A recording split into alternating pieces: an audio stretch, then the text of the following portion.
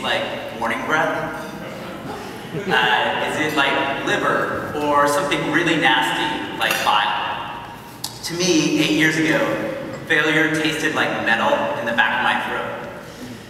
And it wasn't just the subtle taste of iron, but like chewing rusty nails every morning for weeks on end.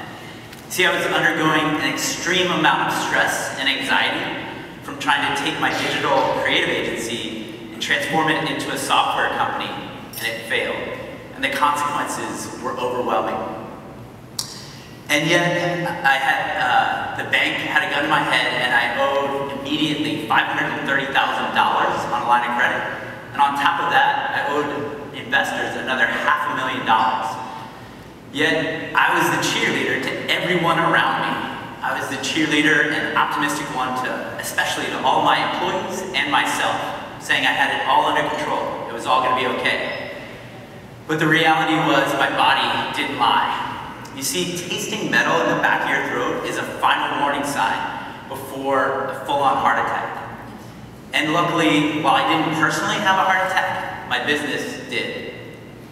Within 6 months, 38 out of 41 of my employees left the company. And as uncomfortable as near financial ruin was, it was more uncomfortable with the emotional pain of not being able to resolve for years why employees seemingly liked and respected me the day before the announcement and hated me after. I couldn't figure it out because we were all in this together. We were all one team. We were all bought into the software company vision. And yet, they had sole-focused anger towards me.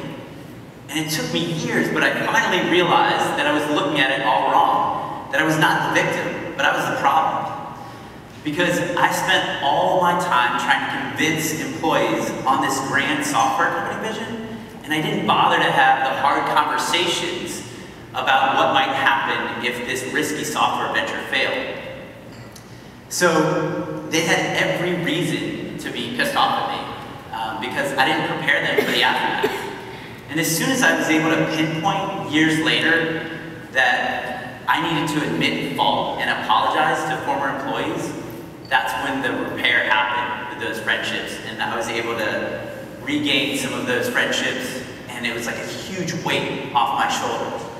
And I realized through this process that embracing being uncomfortable is a two-step framework. Step one is awareness. Awareness of where you're stuck. And it's likely something you have fear in, pain inside your body, and something you likely suck at, which was my case. Step two is awareness and asking yourself, step two is action and asking yourself, how can I be intentional and take action to overcome that pain or fear or suck at thing? So I've learned that to do anything great in life, you first must be uncomfortable. And it's a platform for massive personal growth. So if you could, in this moment, think about a time in your life where you were super uncomfortable, but it led to something really good, something where you grew personally. The second and final story that I'll share with you on being uncomfortable happened about 3 years ago at a business event here in Portland. And there were 90 business owners in the room. And a lot of whom are my friends. And some of you are here this morning. Thank you.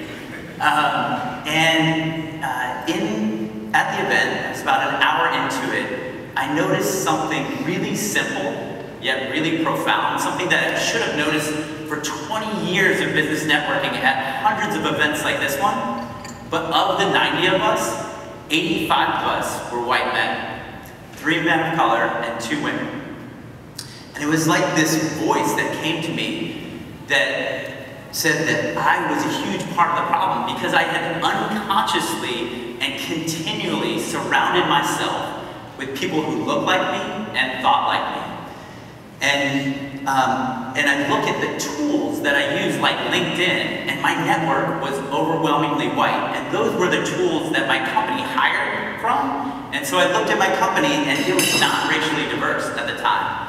So I knew I needed to take action, and I didn't really know where to start. But about a week later, I wrote a blog post called Portland Business Community Too White, Too Male. And the call to action from that blog post was to have CEOs like me sign up for a super talented, diverse college intern. And just the act of publishing that blog post put me into incredibly uncomfortable waters, because I found myself, this blog post kind of took traction in the Portland community and a lot of people read it, and all of a sudden I was one of the few white guy CEOs talking about the importance of racial diversity, and yet here it was, at the time, my company was not racially diverse. So I had these huge fears. Fear number one is that I would be viewed as a hypocrite. Valid criticism.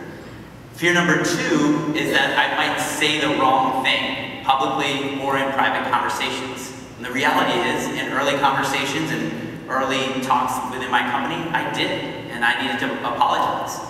And the third thing is that I might be viewed as an expert in this when I was just beginning my journey and I was around people far more knowledgeable than me in this.